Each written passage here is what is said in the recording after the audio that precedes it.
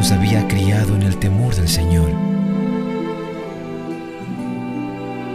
Cada mañana, este padre se deleitaba en el estudio de las Escrituras.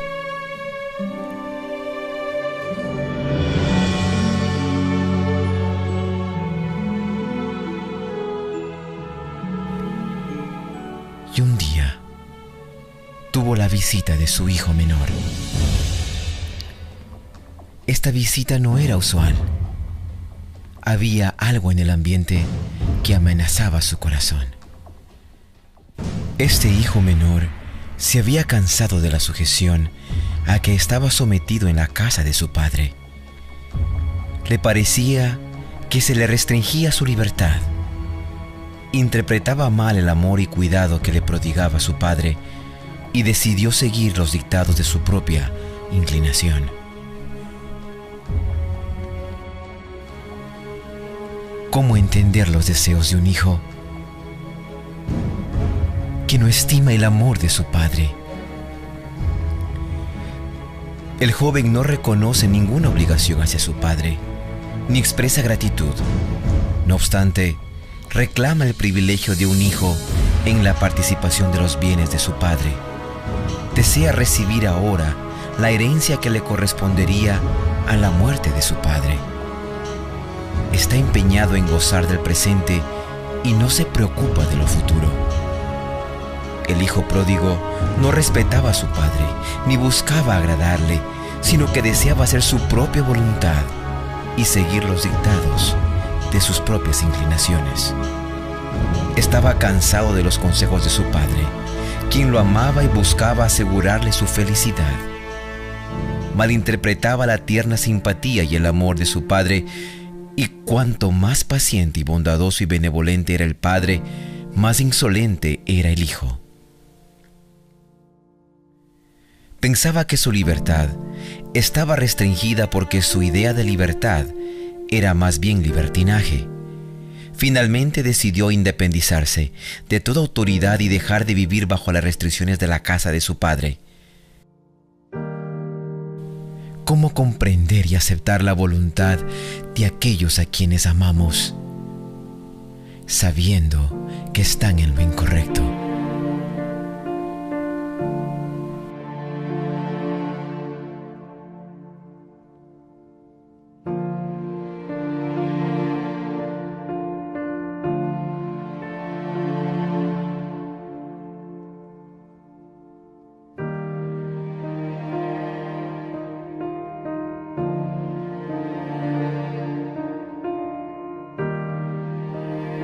Esa mañana, el padre no hubiera querido despertar.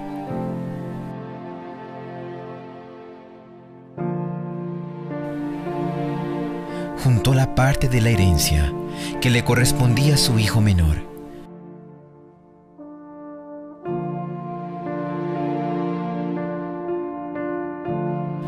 Y en el dolor de un corazón herido, le dijo adiós, lo abrazó y no le quería dejar ir.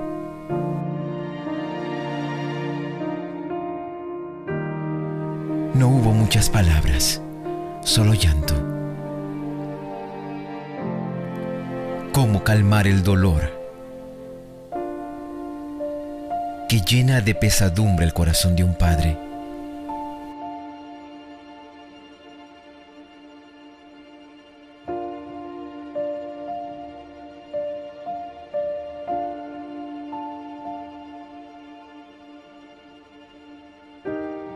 Ayúdame, Señor. Ayúdame, por favor, exclamaba el padre.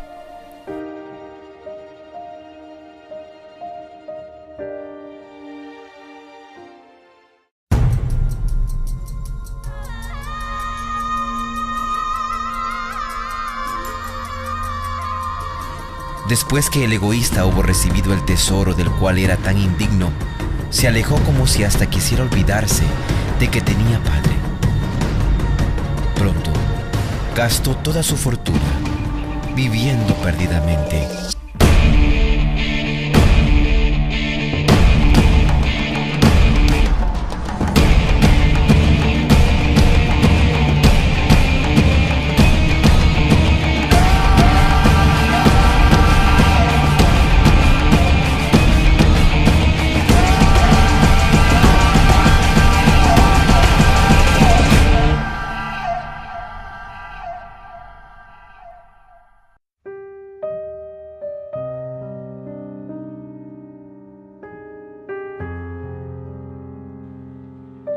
después de haber gastado en sus complacencias pecaminosas todo lo que su padre le había dado, se produjo una hambre en el país y se sintió amenazado por la necesidad. Entonces comenzó a lamentarse por su conducta pecaminosa y sus placeres extravagantes. Se vio obligado a descender de su vida de satisfacciones pecaminosas al oficio degradante de un cuidador de puercos.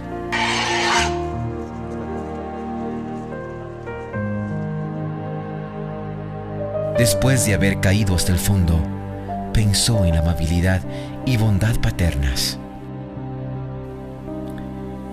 Entonces sintió la necesidad de un padre.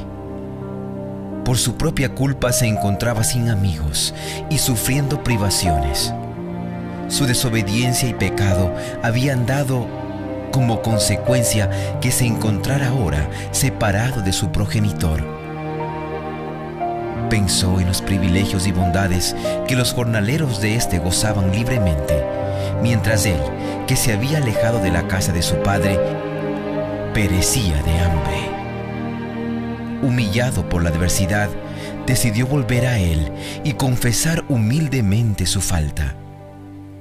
Era un pordiosero que carecía de ropas confortables o aún decentes. Estaba arruinado por causa de las privaciones y enflaquecido por el hambre. Quien lo envió al trabajo más servil que se podía pedir: alimentar a los cerdos. Para un judío, este era el peor trabajo posible. ¿Dónde quedó su gozo bullicioso? Habiendo silenciado su conciencia y adormecido sus sensibilidades, se había sentido feliz en sus orgías. Ahora, con su dinero malgastado, con su orgullo humillado, con su naturaleza moral anulada y sus más finos sentimientos casi muertos, con su voluntad débil y malograda, se sentía el más miserable de los mortales. Entonces, sufriendo el hambre agudo que no puede satisfacerse, se acuerda que su padre tiene pan en abundancia y decide volver a él. Se dice a sí mismo: me levantaré e iré a mi padre y le diré: Padre, he pecado contra el cielo y contra ti. Ya no soy digno de ser llamado tu hijo. Hazme como a uno de tus jornaleros. Y una mañana, mientras el padre caminaba por su hacienda solitario y pensando en su hijo, recordaba cómo de pequeño le había enseñado tantas cosas y ahora parecía que todo lo que le había enseñado había sido en vano. Pero él nunca dejó de orar. Él nunca dejó de suplicar que su hijo regresara.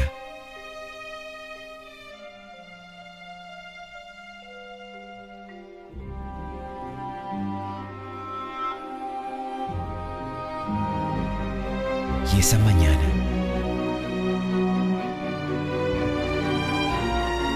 escuchó los gritos: Padre, Padre, Padre.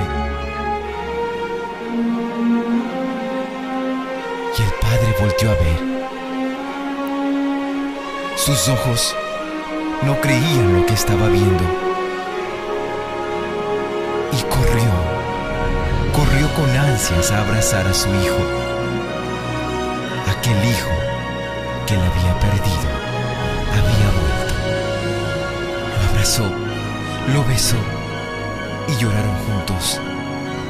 Y en su regazo, el hijo pródigo sollozó y le dijo a su padre: Padre, he pecado contra el cielo y contra ti.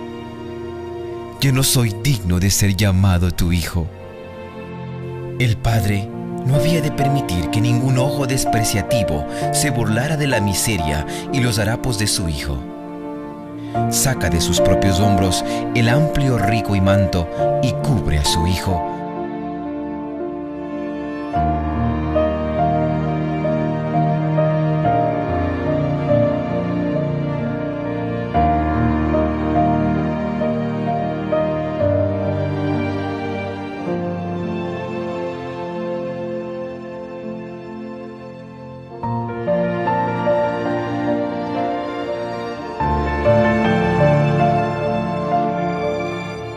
y lo lleva a la casa.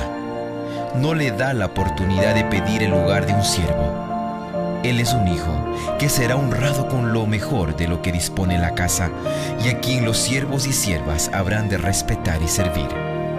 Traigan el ternero más gordo y mátenlo para celebrar un banquete, porque este hijo mío estaba muerto, pero ahora ha vuelto a la vida. Se había perdido, pero ya lo hemos encontrado. Así que empezaron a hacer fiesta. Mientras tanto, el hijo mayor estaba en el campo. Al volver, cuando se acercó a la casa, oyó la música del baile. Entonces llamó a uno de los siervos y le preguntó qué pasaba. «Ha llegado tu hermano», le respondió, «y tu papá ha matado el ternero más gordo, porque ha recobrado a su hijo sano y salvo». Indignado, el hermano mayor se negó a entrar. Pero él le contestó: «Fíjate cuántos años te he servido sin desobedecer jamás a tus órdenes, y ni un cabrito me has dado para celebrar una fiesta con mis amigos. Pero ahora llega ese hijo tuyo que ha despilfarrado tu fortuna con prostitutas, y tú mandas a matar en su honor el ternero más gordo». «Hijo mío», le dijo su padre, «tú siempre estás conmigo y todo lo que tengo es tuyo. Pero teníamos que hacer fiesta y alegrarnos, porque este hermano tuyo estaba muerto, pero ahora ha vuelto a la vida. Se había perdido, pero ya lo hemos encontrado». ¿Acaso no es la recepción del hijo pródigo una representación de la forma en la que el Señor recibe al pecador arrepentido? En la cruz del Calvario, la misericordia y la verdad se encontraron. La justicia y la paz se besaron.